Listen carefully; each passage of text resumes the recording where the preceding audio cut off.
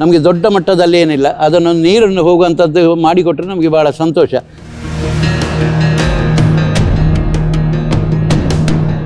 ಒಳಭಾಗದಲ್ಲಿ ಹೂಳು ತುಂಬಿ ಹೋಗಿದೆ.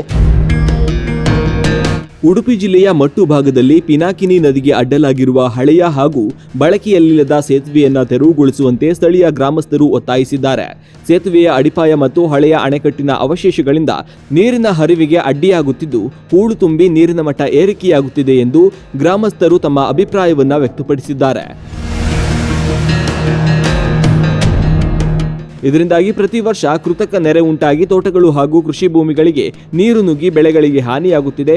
ವಿಶೇಷವಾಗಿ ಸ್ಥಳೀಯ ಖ್ಯಾತಿಯ ಮಟ್ಟುಗುಳ್ಳ ಬದನೆ ಬೆಳೆಗೂ ಉಪ್ಪು ನೀರಿನ ಸಮಸ್ಯೆಯಿಂದ ತೊಂದರೆಯಾಗುತ್ತಿದೆ ಎಂದು ರೈತರು ತಿಳಿಸಿದ್ದಾರೆ. ಹೀಗಾಗಿ ಹಳೆಯ ಸೇತುವೆ ಹಾಗೂ ಅಣೆಕಟ್ಟಿನ ಅಡಚಣೆಯನ್ನ ತೆರವುಗೊಳಿಸಿ ಪಿನಾಕಿನಿ ನದಿಯ ಸುಗಮ ಹರಿವಿಗೆ ಕ್ರಮ ಕೈಗೊಳ್ಳಬೇಕು ಎಂದು ಗ್ರಾಮಸ್ಥರು ಆಗ್ರಹಿಸಿದ್ದಾರೆ.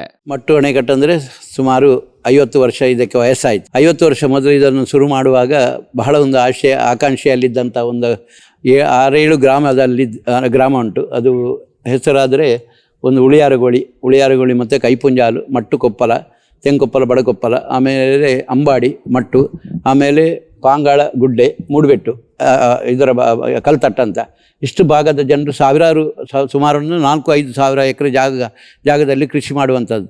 ಅದು ಬಿಟ್ಟು ಒಂದು ದೇವರ ವರಪ್ರಸಾದ ಹಾಗೆ ವಾದಿರಾಜ ಸ್ವಾಮಿಗಳು ಕೊಟ್ಟಂಥ ಒಂದು ಮಟ್ಟುಗೊಳ್ಳ, ಅದನ್ನು ಬೆಳೆಸುವಂಥದ್ದು ಒಂದು ಸಾಧಾರಣ ಒಂದು ಅರ್ಧಂಶ ಭಾಗ ಉಂಟು.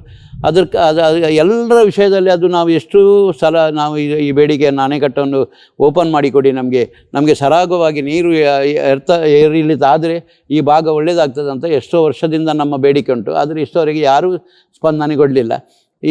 ಈಗಲೂ ಕೂಡ ಹೇಳೋದು ಇಷ್ಟೇ, ನಮಗೆ ದೊಡ್ಡ ಮಟ್ಟದಲ್ಲಿ ಏನಿಲ್ಲ, ಅದನ್ನು ನೀರನ್ನು ಹೋಗುವಂಥದ್ದು ಮಾಡಿಕೊಟ್ರೆ ನಮಗೆ ಭಾಳ ಸಂತೋಷ. ಯಾಕಂದರೆ ಒಳಭಾಗದಲ್ಲಿ ಹೂಳು ತುಂಬಿ ಹೋಗಿದೆ, ಹೊರಭಾಗದಲ್ಲಿ ಬಹಳ ತಳಮಟ್ಟ ತಗ್ಗು ಪ್ರದೇಶ ಆಗಿದೆ. ಈ ಭಾಗದಲ್ಲಿ ಈ ಕಿಂಡಿಗಳನ್ನೆಲ್ಲ ಓಪನ್ ಮಾಡಿಕೊಟ್ರೆ ತಳಭಾಗಕ್ಕೆ ಮತ್ತು ಇದಕ್ಕೆ ಲೆವೆಲ್ ಆಗಿ ತಳಮಟ್ಟ ನಿಂತರೆ ಒಳಹರಿವು ಮತ್ತು ಹೊರಹರಿವು ಒಳ್ಳೆ ರೀತಿಯಲ್ಲಿ ನಡೀಲಿಕ್ಕೆ ಸಾಧ್ಯತೆ ಉಂಟಂತ ನಮ್ಮ ಒಂದು ಅನಿಸಿಕೆ. ಹಲವು ವರ್ಷದಿಂದ ಸಂಬಂಧಪಟ್ಟ ಪಂಚಾಯತಿಗೆ ನಾವು ಬೇಡಿಕೆಯನ್ನು ಕೊಟ್ಟಿದ್ದೇವೆ, ಜಿಲ್ಲಾಧಿಕಾರಿಯವರಿಗೆ ಕೊಟ್ಟಿದ್ದೇವೆ, ಆಮೇಲೆ ಬೇಕಾದ ನಮಗೆ ಪರಿಚಯ ಇದ್ದಂಥ ಇಂಜಿನಿಯರ್ಗಳಿಗೆ. ಆದರೆ ಯಾವುದೇ ಒಂದು ಇಷ್ಟವರೆಗೆ ಎಷ್ಟು ಹೇಳಿದರೂ ಕೂಡ ಅದನ್ನು ಅಲ್ಲಿಗೆ ಬಿಟ್ಟು ಬಿಡ್ತಾರೆ ಅಂತ.